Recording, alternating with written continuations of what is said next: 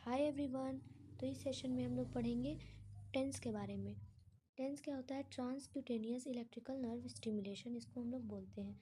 अब ये क्या होता है? ये सिंपल रहता है। सिंपल मतलब इजी टू यूज़, इसको हम लोग ईजिली यूज़ कर सकते हैं। अब इसमें क्या रहता है कि इलेक्ट्रोड्स रहते हैं, कार्बन इलेक्ट्रोड्स, जिसके ऊपर हम लोग जेल लगाते हैं और फिर जहाँ पेशेंट को जहाँ पे पेन रहता है वहाँ पे इलेक्ट्रोड को प्लेस करते हैं और कुछ फ्रीक्वेंसी, एम्पलीट्यूड, इंटेंसिटी, ये सब को अलग अलग तरह से सेट करते हैं, जिसमें टेंस के मोड आते हैं, वो हम लोग आगे देखेंगे। अब ये किस प्रिंसिपल पे वर्क करता है? ये वर्क करता है पेन गेट थ्योरी पे। अब पेन गेट थ्योरी क्या रहता है? जो आपके नोसिसेप्टर रहते हैं, जो पेन के रिसेप्टर रहते हैं बेसिकली, उसको ये ब्लॉक करने में मदद करता है। तो पेन के रिसेप्टर्स आपके हो गए अल्फ़ा अल्फ़ा डेल्टा फाइबर्स हो गए, अल्फ़ा बीटा फाइबर्स हो गए। जो आपके अलग अलग फाइबर्स रहते हैं उसको ये इनिबिट करता है और पेन को रिलीफ में मदद करता है, पेन इनिबिशन में मदद करता है आपका। बेसिकली पेन की थ्योरी ये होता है आपका।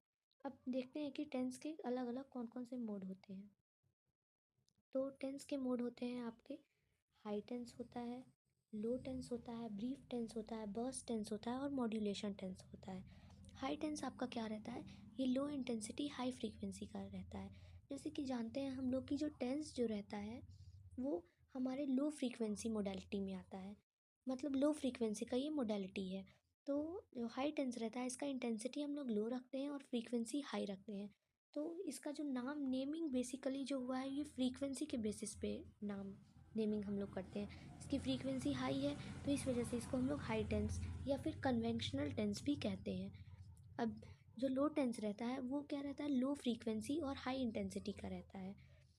और जो आपका ब्रीफ टेंस रहता है ये शॉर्ट टर्म पेन रिलीफ में मदद करता है। बर्स्ट टेंस जो है वो कॉम्बिनेशन आपका रहता है हाई टेंस और लो टेंस का। और मॉड्यूलेशन टेंस में हम लोग मॉड्यूलेट करते हैं फ्रीक्वेंसी को, ड्यूरेशन को और एम्पलीट्यूड को। ये ऐसा हम लोग क्यों मॉड्यूलेट करते हैं? ताकि जो आपका नर्व का अकोमोडेशन है वो ना हो सके, उसको हम लोग प्रिवेंट कर सकें। इसलिए हम लोग मॉड्यूलेट करते रहते हैं। ठीक है, अब हम लोग देखते हैं कि हाई टेंस और लो टेंस के बीच का क्या डिफरेंस है और क्या क्या इसमें चीज़ें आती हैं। तो सबसे पहले देखते हैं हाई और लो टेंस। तो हाई टेंस जो रहता है उसका फ्रीक्वेंसी हम कितना लेते हैं? 80 से 20, 80 से 20 हर्ट्ज हम लोग फ्रीक्वेंसी रखते हैं हाई टेंस के केस में। और लो टेंस के केस में क्योंकि फ्रीक्वेंसी लो टेंस में हम लोग लो रखते हैं, इसलिए फ्रीक्वेंसी इसमें रखते हैं 2 से 5 हर्ट्ज तक। अब इंटेंसिटी इसकी कितनी होती है? 12 से 30 मिली एम्पियर हाई टेंस की इंटेंसिटी होती है और लो टेंस की इंटेंसिटी 30 मिली एम्पियर से हम लोग ज़्यादा लेते हैं। अब जो पल्स का ड्यूरेशन है, जैसे पल्स मोड हम लोग यूज़ करते हैं, जैसे बर्स्ट मोड यूज़ कर सकते हैं या फिर अलग अलग तरह का हम लोग पल्स मोड यूज़ करते हैं, जैसे बाईफेजिक होता है, मोनोफेजिक होता है। टेंस में हम लोग बेसिकली बाईफेजिक और मोनोफेजिक यूज़ करते हैं। बाईफेजिक में आपका क्या होता है कि हम लोग इस तरह से, ये जो आप ग्राफ देख रहे हैं इस तरह से हम लोग बाईफेजिक यूज़ करते हैं। और मोनोफेजिक में आपका क्या होता है कि इस जो आपका करंट है वो इस फॉर्म में जो है वो पेशेंट के बॉडी में जाएगा। तो ये आपका होता है मोनोफेजिक और बाईफेजिक के केस में। तो पल्स का जो ड्यूरेशन रखते हैं वो हम लोग रखते हैं 50 से 80 माइक्रो सेकेंड्स के लिए हाई टेंस के केस में। और लो टेंस के केस में 150 से 300 माइक्रो सेकेंड्स के लिए हम लोग रखते हैं। अब ट्रीटमेंट टाइम, जो हाई टेंस का ट्रीटमेंट टाइम रहता है वो 20 से 60 मिनट्स के लिए हम लोग रखते हैं और लो टेंस में 30 से 40 मिनट्स के लिए हम लोग रखते हैं।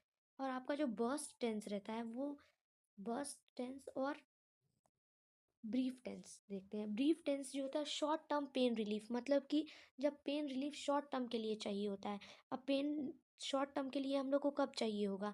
तब जैसे कि आपने वुंड को क्लीन किया है, उसके बाद पेशेंट को पेन फील हो रहा है, या फिर आपने जॉइंट का मोबिलाइजेशन दिया है और मोबिलाइजेशन देने के बाद पेशेंट को पेन फील हो रहा है, उस केस में हम लोग ब्रीफ टेंस का यूज़ करते हैं, ताकि शॉर्ट टर्म के लिए जो पेन का रिलीफ मिल सके शॉर्ट टर्म के लिए।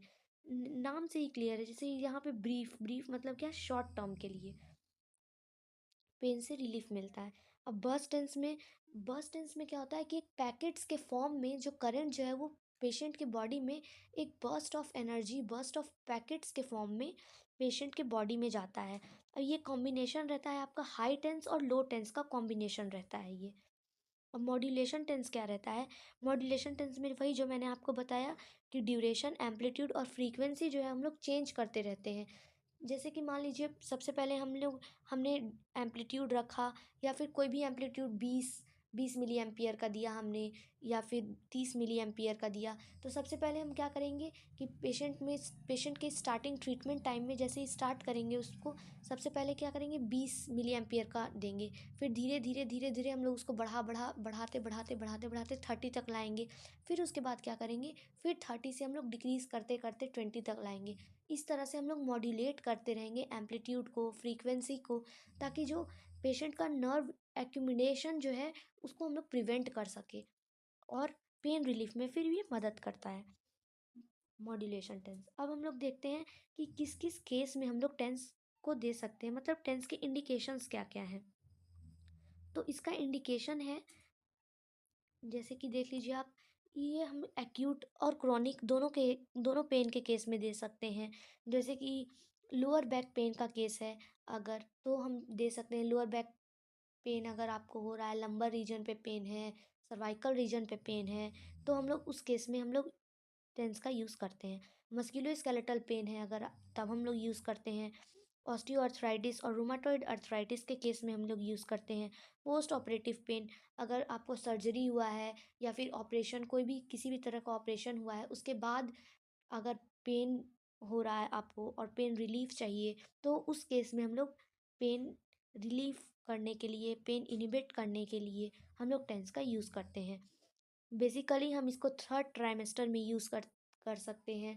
थर्ड ट्राइमेस्टर अगर चल रहा है तो हम लोग पेन, और बहुत ज़्यादा पेन हो रहा है, तो उस केस में हम लोग यूज़ कर सकते हैं। जैसा कि मैंने बताया आपको, एक्यूट और क्रॉनिक पेन के केस में भी हम लोग दे सकते हैं। ओरोफेरेंजियल पेन के केस में दे सकते हैं।